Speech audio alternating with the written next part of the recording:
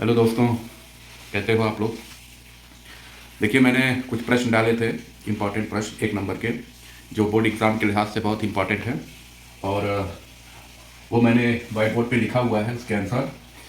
पहला प्रश्न पहले अध्याय से है, किरण प्रकाशिकी एवं प्रकाशिकी यंत्र। जो पहला चैप्टर है फिजिक्स के पार्ट 2 से, किरण प्रकाशिकी और प्रकाशिकी यंत्र। इसे जो 1 नंबर के प्रश्न बनते हैं, उन प्रश्नों को मैंने इसमें लिखा हुआ है, उसके आंसर लिखे हुए हैं। मैं इसको एक बार पढ़ दे रहा हूँ और आप लोग इसको जो है स्क्रीनशॉट ले लीजिएगा, उसको लिख लीजिएगा। बहुत ही इंपॉर्टेंट है, इसमें से ज़रूर एक या 2 नंबर के प्रश्न आपके बोर्ड एग्जाम में फंस जाएंगे। तो आइए देखते हैं इसको। कह रहा है लेंस मेकर सूत्र। लेंस मेकर सूत्र की जो परिभाषा है, लेंस की फोकल लंबाई और उसके पदार्थ के अपवर्तनांक तथा उसकी 2 सतहों की वक्रता त्रिज्याओं के बीच का संबंध है।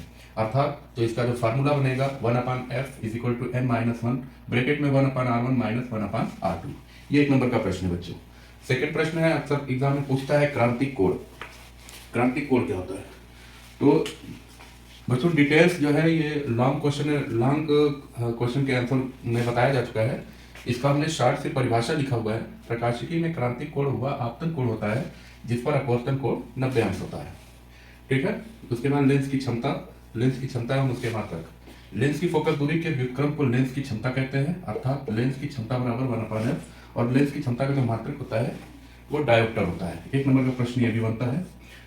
उसके बाद है वर्ण विक्षेपण क्षमता क्या होती है? वर्ण विक्षेपण क्षमता, जब प्रकाश किसी प्रिज्म से होकर गुजरता है तो वह विभिन्न रंगों के प्रकाश में बढ़ जाता है, जिसे हम वर्ण विक्षेपण क्षमता कहते हैं। अथवा इसकी दूसरी परिभाषा ये भी लिख सकते हैं, जब सूर्य का श्वेत प्रकाश एक पतले प्रिज्म से गुजरता है तो बैंगनी तथा लाल रंगों की निर्गत किरणों के बीच उत्पन्न कोणीय परिक्षेपण तथा मध्यवर्ती यानी पीले रंग की किरण के लिए विचलन कोण के अनुपात को प्रिज्म के पदार्थ की वर्ण विक्षेपण क्षमता कहते हैं। इसे ओमेगा से प्रदर्शित करते हैं। और इसका जो फार्मूला होता है ओमेगा बराबर ΔV - ΔR/ΔY।